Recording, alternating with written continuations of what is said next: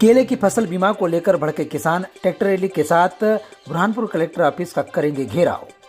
बुरहानपुर जिले के खगनार क्षेत्र से गुरुवार सुबह हजारों की संख्या में किसानों ने ट्रैक्टरों का विशाल काफिला निकालकर प्रशासन के खिलाफ जोरदार विरोध जताया। किसानों का आरोप है कि केले की फसल बीमा योजना में उन्हें सही मुआवजा नहीं मिल रहा है और शासन प्रशासन उनकी अनदेखी कर रहा है।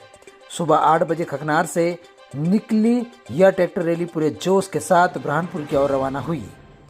किसान दोपहर 12 बजे कलेक्टर कार्यालय पहुंचकर घेराव करेंगे और अपनी मांगों को लेकर ज्ञापन सौंपेंगे। किसानों ने चेतावनी दी है कि अगर उनकी समस्याओं का जल्द समाधान नहीं हुआ तो आंदोलन और भी उग्र होगा।